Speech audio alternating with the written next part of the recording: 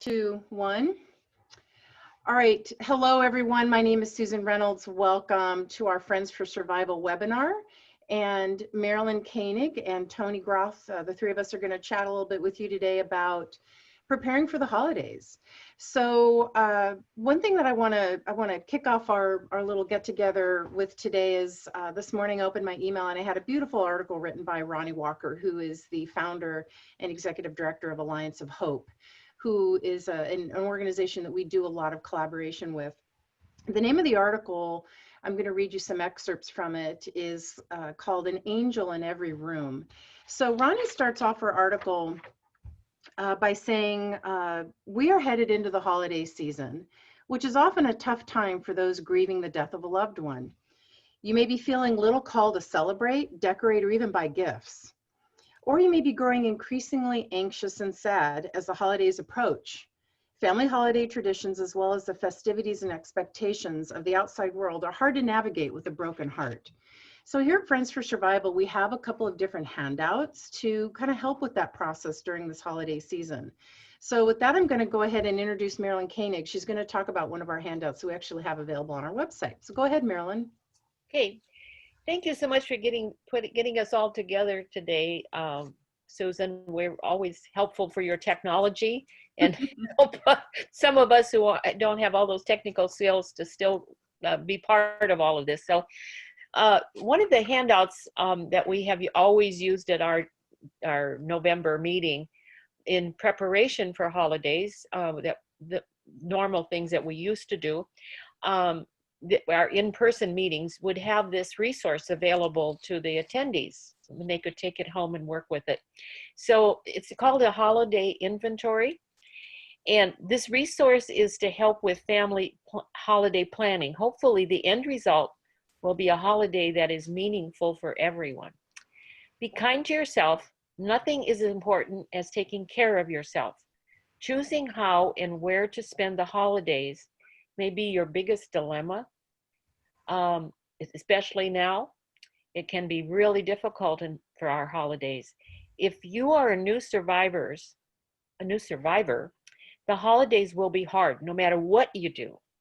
Definitely, it's a struggle trying to figure out what can we do this year, the first year without our loved one. But you may hurt, but you will survive. We encourage some advanced decision-making and planning to help you get ready for the whole holiday season. That includes Thanksgiving and Christmas and all of the things that go along with that, the shopping and all. The thoughts of holidays can kind of be unbearable. Maybe you'd like to even just skip them because it's like, I don't want to do this year. And you know you can do that. You can just go do something else.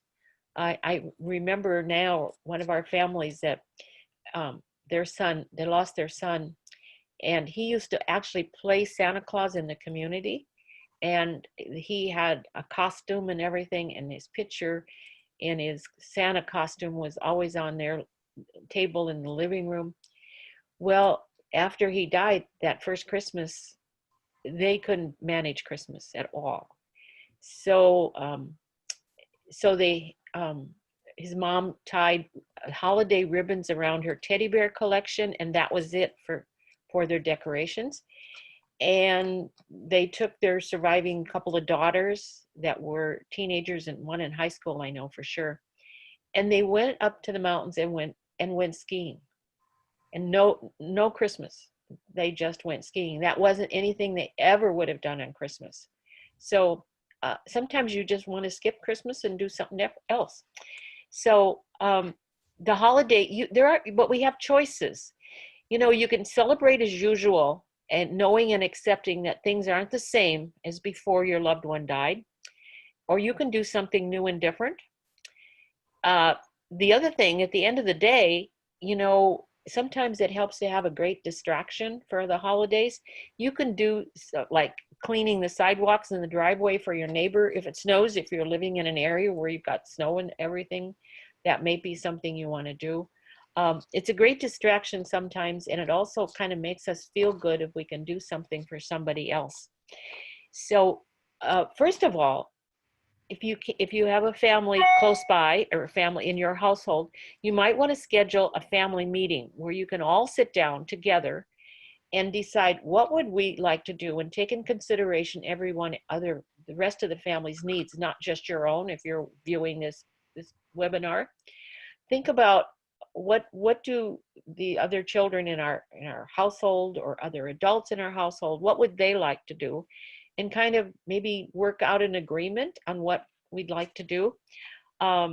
So involve as many family members that you can.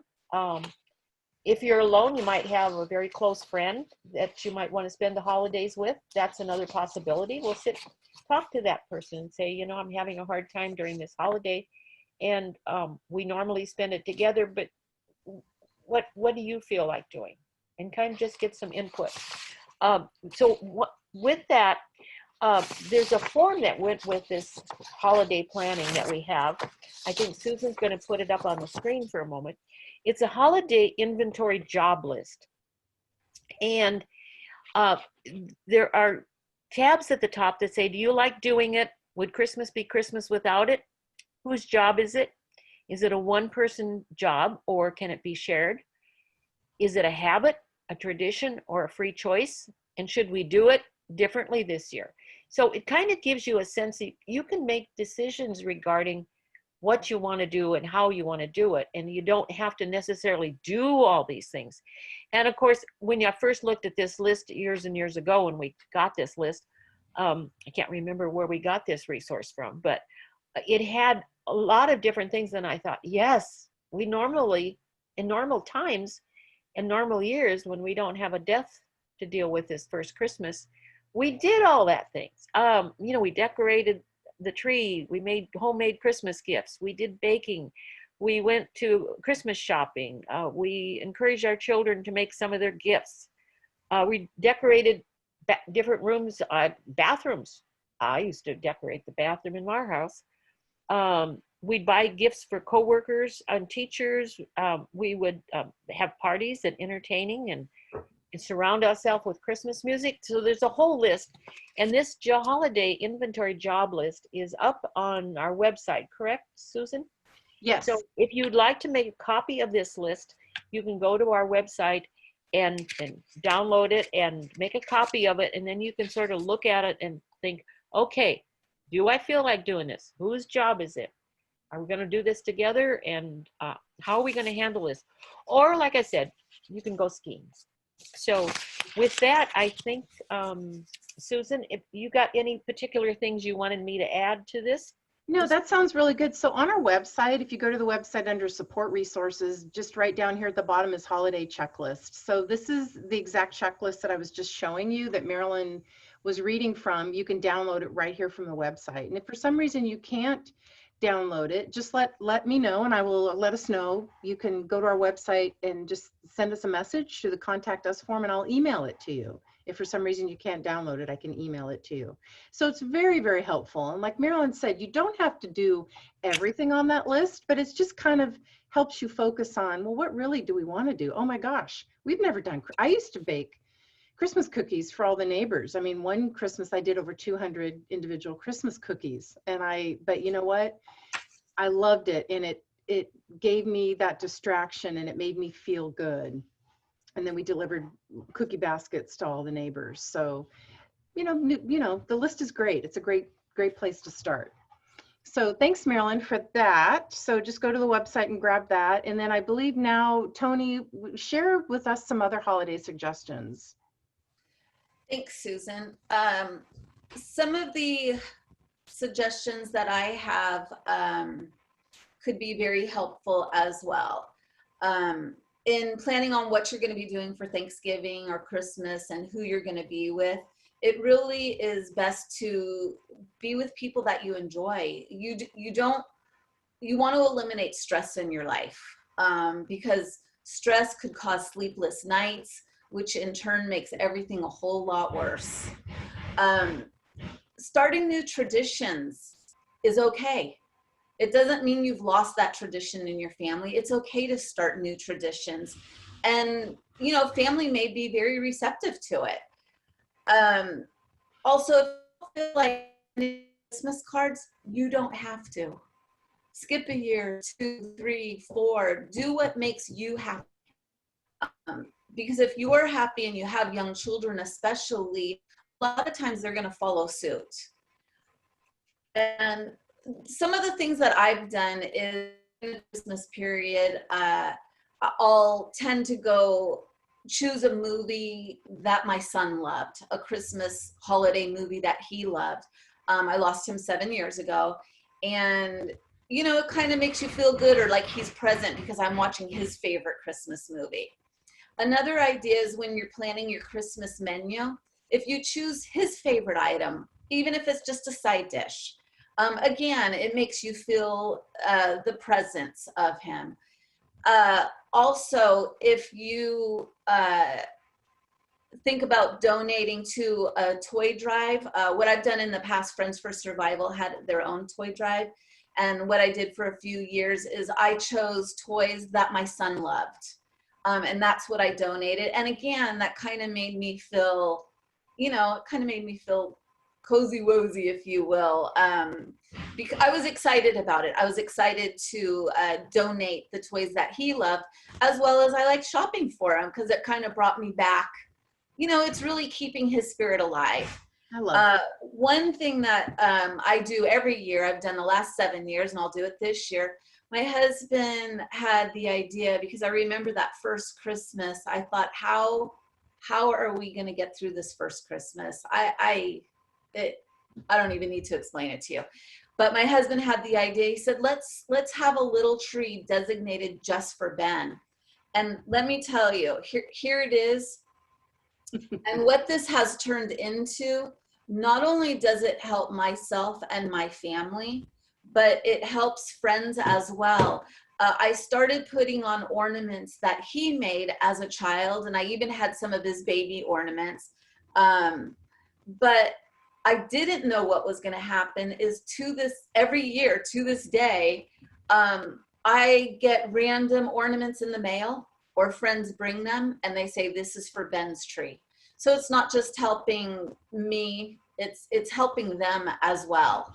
And so we do put that up every year, and I usually will decorate it by myself, and that's when I'll have my crying time and, you know, flashback on memories. But it's also, it helps my soul. Also at Thanksgiving and Christmas, before we have dinner and we say prayer, we always will include Ben in the prayer. But those are some ideas that we've done in my family, and hopefully they will help you as well. Another stress reliever is, you know, if you can go out and take a walk.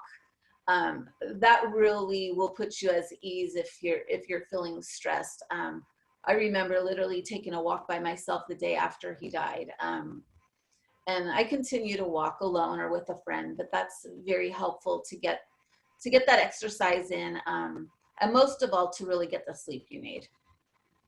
Sleep is so important. I know we talk about that a lot, you know, how important it is to get good sleep. And, you know, I think what I'm hearing from all of us is that what have been maybe diehard traditions don't have to remain that way. They can be changed or stopped or whatever may be. Now, my cousin has passed away. It was 3 years in July. His birthday is November 29th, which is right after Thanksgiving. So Thanksgiving is kind of bittersweet because, you know, we're all sitting around the table. I have a very large family. We're all talking about what we are thankful for. And it's hard to be thankful when it's just like, oh my gosh, his birthday's in 3 days or 4 days or whatever it is. So we try to stay positive and do happy memories. It's gotten easier as time, you know, the grief has softened over time. But what I do is it's like birthday candles on a cake. I like candles on his birthday, and then I light a candle every day through the end of the year, through the holidays, and it just brings me a lot of peace and comfort to remember him that way. Candlelight is always so soothing, yeah, I think, to everyone. But yeah, I love that. I love that tree, Toni. That's just amazing. That's Thank you. really wonderful. Yeah, I love it, and we like to leave it lit every night, and yeah, it's like he's with us. Yes, I love that. Marilyn, were there some traditions or things that, tell us a little bit about, like right after Stephen died, what did you guys do as a family? Well, at the time we had a 3-year-old, and Steve died in April 4th, so we had a few months. But I just did the barest necessity because we had a 3-year-old and the other kids were teenagers. We had like a 13 and a 15, 16, 17, and a 19-year-old. We just had to have a Christmas tree up for him because he wouldn't have understood why or what. So we did, but we didn't do the usual Christmas family. We didn't have really, we only had one close family, a brother-in-law, other than, and his wife and 2 children, but we did not have any more family here in California. So we just did the barest necessities. And I think that whole first year up leading up to Christmas, I only did what I had to do, mostly just to kind of keep the kids in school, drive carpool or whatever. And I didn't have the energy. I didn't have the energy to do it. And that's something too about the holidays. The holidays, probably before the death, you might have been doing a lot of things and exhausted and thinking, oh gosh, I'll be glad when Christmas is over. I didn't have the energy, and we usually don't have the energy to do a lot of things. So you got to kind of decide how much energy do you have to put into Christmas and put into the holidays, and think about that. I also, I have some stories from people over the years that have shared with us in our meetings and families over the years. And I thought just recently, just in the last few minutes, thought about a couple of ones that I thought were really, really interesting. One family who lost their husband, she lost her husband, and she had 2 small children, like, I don't know, maybe they were 6 and 8 or whatever. And they always had stockings up on their mantle or in their home, Christmas stockings. So these children were used to having Christmas stockings, and everybody had their own. So the dilemma was, do we put up Dad's Christmas stocking? So what they decided to do ahead of time, she talked to the kids, and Dad's not here anymore, but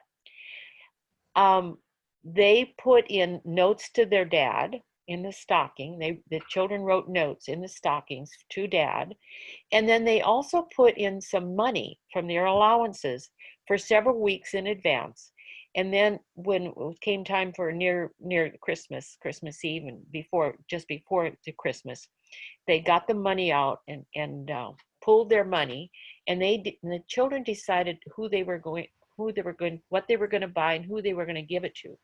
So they were like bought something for a neighbor, something, or they bought some toys and took them to a nonprofit in memory of their dad. One year, they actually bought a meal for a family down the street that they knew was needy. So that was where the children were involved in doing something positive and still remembered the dad. A woman who had lost her husband and didn't have a family at home, he always bought her Christmas presents, of course. And so she decided, since he wasn't here this Christmas to buy a present for me, I'm buying a present from him for me. And she went out and got an electric blanket, wrapped it up, and gave herself an electric blanket to keep herself warm because he wasn't here to keep her warm. I love that. It had been. I love that story. I thought, wow, how creative and how comforting that can be. So we can find comforting ideas and activities to do that kind of warm our hearts, and they're all still part of our family events and part of our family. They may not be here physically, but we still can honor them with a certain items or activities that can kind of renew our relationship with them. It's a different relationship, but we still have that relationship. It's just a different form. So those were a couple of things that I thought were extremely helpful ideas. I remember that I couldn't think of ideas. My brain just wasn't working. I just could not think of things to do. I would not have been able to think about any of those kinds of ideas. And that's why we do these lists and so on, is to kind of help activate your brain a little bit, because you probably feel a little bit frozen and traumatized and unable to even think about doing anything different or anything at all. You may just want to just hunker down. And you can just stay home if you're by yourself, or just maybe a couple of you in a home. You can stay home and have, a cup of hot chocolate and read a book or watch a movie on television, maybe a fun movie or something that feels good to you. You don't have to celebrate the holidays. It's grateful if you can feel have a sense of Thanksgiving on Thanksgiving Day, but maybe you can't get there. Maybe that you just can't get to that place, and that's all right. There's another year, there's another holiday, another Christmas coming up in the next year and the following year and the following year. So we have other holidays, we have other Christmases coming up. That's why you can skip this one if you want to. So it's all right. Yeah, I agree. I remember, Marilyn, you sharing something with me. It was a suggestion, I think, that you had said. A question came up in one of our meetings, like I'm required to go to this particular family holiday function thing. And you said, well, park your car far enough. And there was a lot of anxiety around that. It's like, I don't know. I don't want people looking at me weird. I don't want them asking me those questions, about my loved ones. So you said, well, park your car, down the road a little bit where so you don't get blocked in. And so go say hello. And if you feel you need to leave, just leave. Just go ahead and excuse yourself. And one thing we talk about a lot is that we don't owe anyone an explanation. You just say, oh, I'm just not feeling up to it right now. And that's it. You just leave it at that. You don't have to offer some big complicated reason why. You just say, oh, I'm just not really feeling up to it. And that's okay. So I know I have some family members that just really prefer to be still and quiet, but then some others that will be, up hiking and up in the mountains, getting out and going for a hike. So you really, like we're all saying, you really just have to do what feels right to you. And there is really no right or wrong. Don't you think, Toni? Absolutely. Yeah. Absolutely. As you mentioned, you do not need to explain anything. I'm not feeling it. I'm not having a good day. I just need to be by myself today. Mm-hmm. It's okay. Yeah, I agree. Yeah. As Marilyn mentioned, you don't have to celebrate. I remember vividly, the struggle is real. Ben passed away in August, and then you're talking Christmas. Wait, why is Thanksgiving and Christmas coming? Because I'm way back in August still. And that's huge. My brain's not even there. I'm back in August and the whole world's moving in front of me. So you do what feels right for yourself and your family. Yep. Yeah, I agree. Well, is there any other things you guys maybe that you've thought of that we want to share with our group before I read a little bit more of Ronnie's article, and then we can end on that? Is there anything else? One other thing that we kind of over the years is we always had our kids for Christmas breakfast, and then we just kind of or whatever, but we did incorporate playing games. And I went and bought some little gift cards, prizes, so it made it that much. Would be good. I was just thinking, puzzles are also a way to distract your brain a bit. So if you like jigsaw puzzles at all, it might be something that you can use if you don't have a place to go on Christmas and you don't want to go someplace, even if you had a place to go, is to just have some hot chocolate and cookie or something, or banana bread or something, and just sit and do a puzzle in the quietness of your home. That's all right too. Absolutely. Or even with a friend. Yes. Or do a puzzle with a friend is kind of fun, actually. Yeah, it is. And it's a good distraction. And there are a lot of people out there that even if they haven't had a death, Christmas is a lonely place for holidays. Sure. So you can spend time with someone that doesn't have a place to go, and maybe just have a very quiet and just say, let's do a puzzle together.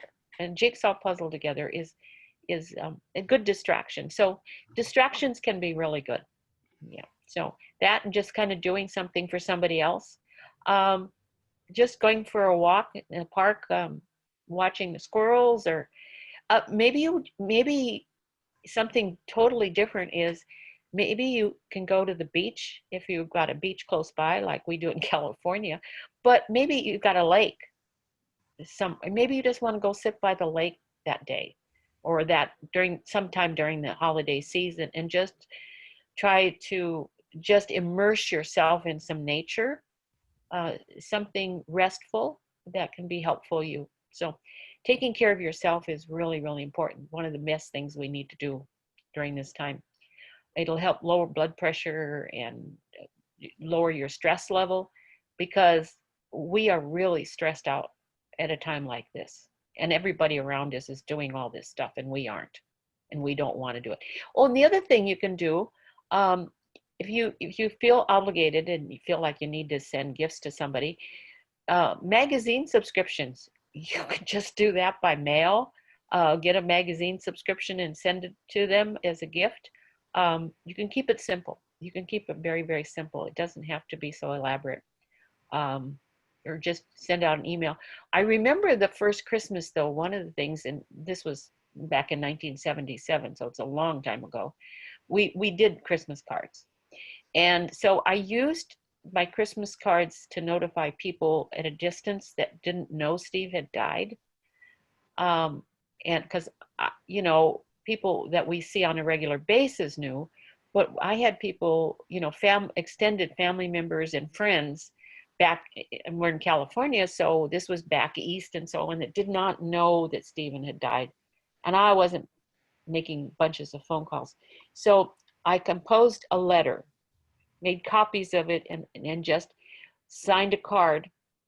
And you can just put down your family. You don't have to put down, maybe you used to put down names. I just put, our family, Koenig family. And I inserted this one short letter in and explained that Stephen had died. Very tactfully, no long explanation. We still miss him, but we're so sad and sorry to let you know that Stephen had died. And I acknowledged it was a suicide. I thought that was important to do that, be honest and transparent about it. But I also didn't write the usual annual family Christmas letter that I used to always write. I couldn't do that, but I could address an envelope and put in this copy of, in those days you had to go make copies somewhere, and just a copy of a very short sheet of paper.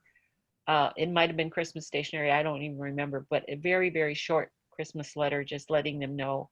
And I got a lot of response back from that, following them getting the Christmas card. And I mailed it out early because I didn't want to spoil their holiday by, a week before Christmas getting this very sad story from somebody you only got good Christmas cards from and happy stories from, So I mailed them, I think, like the very 1st of December, so they had a little bit of time, and I didn't ruin their holidays, because that's what we're so conscientious about, other people feeling and not hurting. We're so terribly sensitive about doing that often.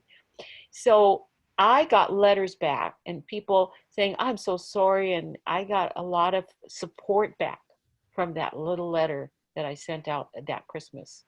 And so that was wonderful to hear from them. And they were so kind and so considerate in their response to my Christmas letter. So I had just forgotten about that. It's been so long ago, but if it's your first Christmas and you've got people that don't know, that might be easier. I don't know, in this day of technology, you might want to send out emails or something, but if you have to go through and back at it again, and sometimes it's too hard, the story is too hard. So a very short little note to people in the mail, and then they've got time to digest it, and you will be surprised the kind of comfort and encouragement you will get back from those friends of yours, longtime friends or long-term extended family that you maybe only talk to once a year or something like that. So anyway, I think that's my only other suggestion. Okay, I love that. I have one other thing I just remembered. Go for it, Toni. Well, my son loved my chocolate chip cookies. Mm. And the deal was every time I cooked them, if I left the room, he would steal the dough and start eating. So sometimes, even if I went in the restroom, I brought it with me because he would be snatching, or I'd hide it in the cabinet or whatever. So what I had started doing is making the chocolate chip cookies at Christmas time. And I leave some for the mailman, our mechanic, and the neighbors on either side of us. And, you know, every time I make them, it just reminds me of Ben and like, where is he? And is he going to steal the dough again? I love that. That's so nice.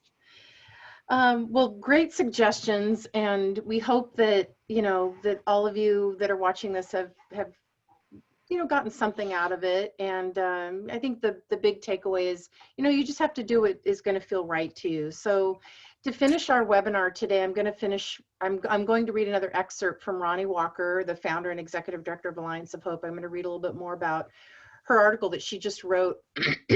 I just got the email today. So again, it's called An Angel in Every Room.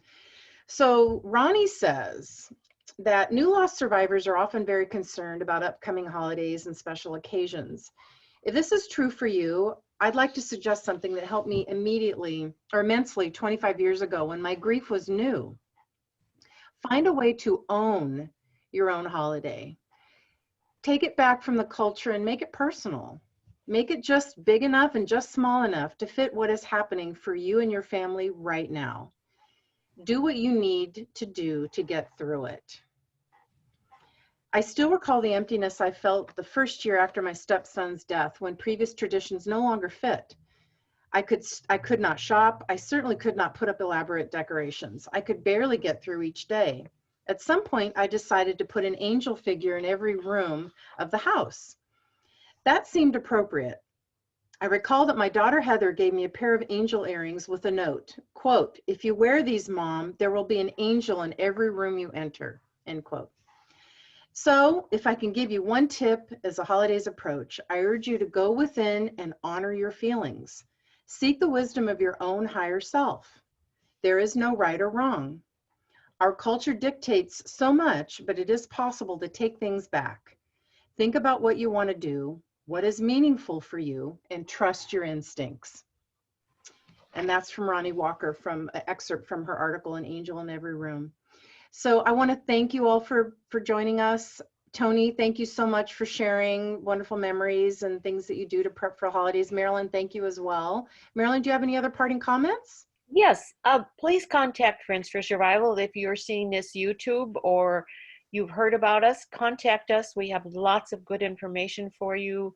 And we've been here since 1983 and providing services and to thousands and thousands of people who have all been affected by a suicide death of someone else, whether family or friend. Our services are free. We have a monthly newsletter. So we have lots of information and lots of support. You can call and just, if you want somebody to talk to about your loss, that's fine. Just call our office. We can do that. You can send messages to us through our website. You can sign up for our newsletter on our website.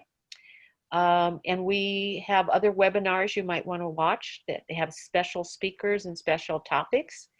We also have Zoom meetings and some in-person meetings over the years. We have done that. But we have Zoom meetings too, Zoom support meetings that are confidential and private. They're not recorded.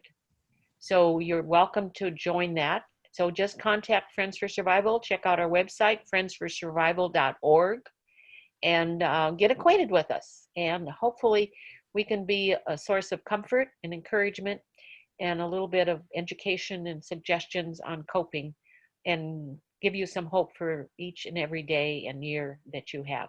Thank you so much for joining us. Thank you, everyone. We'll see you soon. Thank you.